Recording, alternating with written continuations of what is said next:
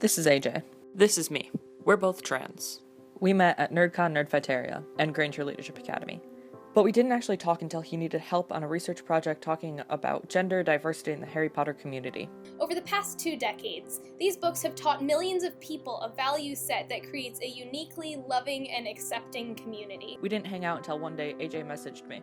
His mother started a summer camp for transgender youth and they needed another counselor. Within 5 hours, I was packed and in the car for a 7-hour drive and a month-long excursion to Ohio. After that month, we emerged good friends, both realizing the importance of online community in realizing our identities and feeling comfortable in sharing that. I asked him to sit down and talk about this. Okay, that one's good. Alright.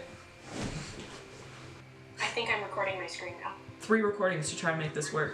We dove into how the Harry Potter community cultivated a safe space where around 8% of the community identifies as transgender, a huge difference from the United States average of less than 1%.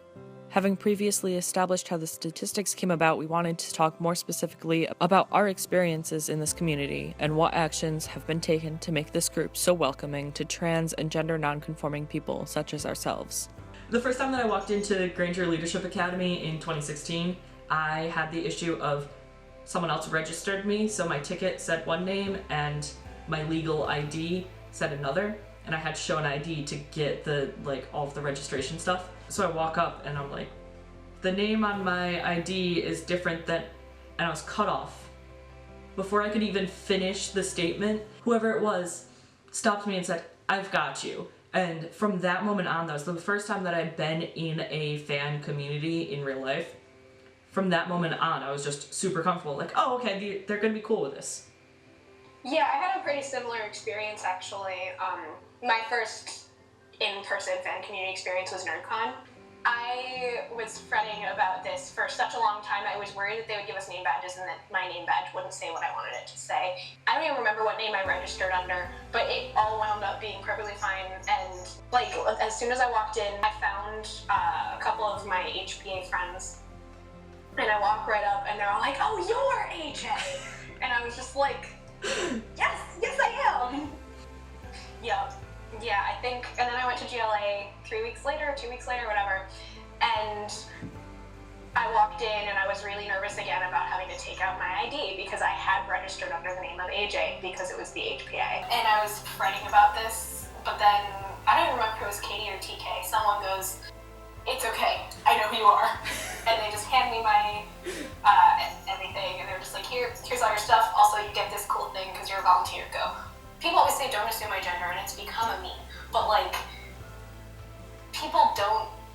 people genuinely don't make assumptions. Places like Harry Potter fan spaces, everybody wears pronoun stickers, and that's the best thing that I could ever encounter is just walking in there and not having to explain myself every 5 minutes. Yeah, not having to defend your gender and your chosen name, your chosen pronouns. That's one of the best feelings ever.